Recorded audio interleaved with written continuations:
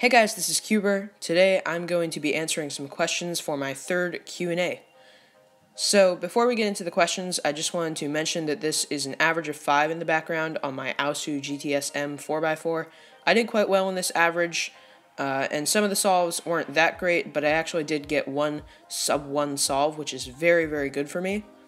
And I also wanted to mention that I do not want to make any more separate questions videos before I do Q&As, so if you want to leave me any more questions for the next Q&A, then you can leave them down in the comments of this video.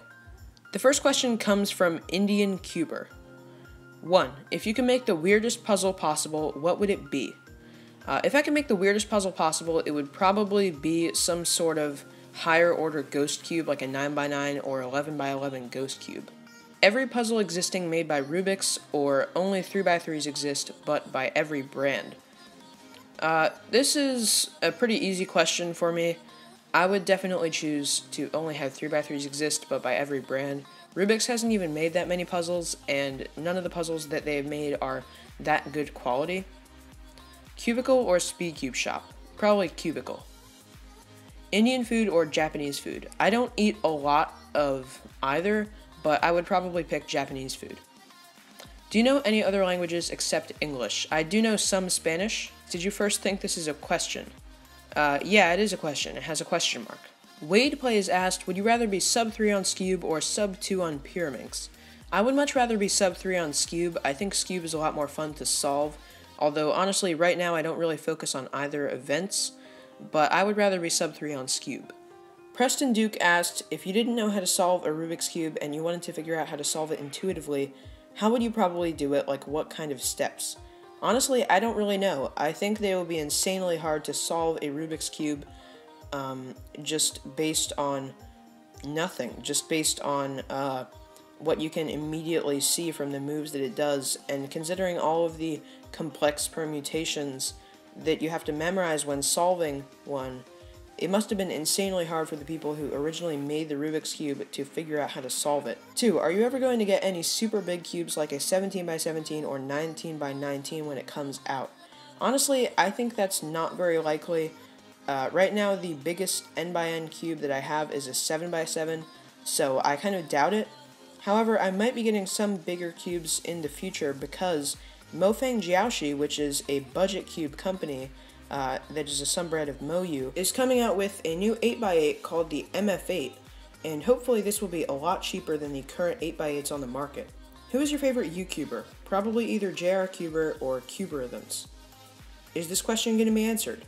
Finesse LM asked, if you could recreate any cube to be better, which cube would it be? I would probably recreate the X-Men Volt so that the core stripping issue didn't happen, because that was one of the main reasons that I switched to the Chi Chifa Square 1 as my main. If you could rename a cube because the name sucks, which cube and what would you rename it? I would probably rename the 2x2 Megaminx, which many people call a Kilominx, to be a Kibiminx, because many people argue that a Kibiminx is the technical name for it in the series of names because of the multiples of 10 or whatever. I agree with that. It is technically the correct name to be called a Kibiminx, but some people have gotten so argumentative over one name of a puzzle that honestly I would just want to change it to end the argument about it. Warrior Block asked, how do you feel about the new GAN 354M and GTS 3M, and are you excited to try them out?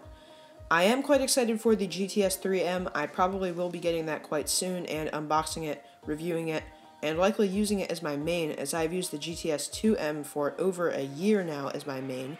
As for the GAN 354M, I probably will not be getting it, as it is a bit more expensive and I'm not that into GAN puzzles.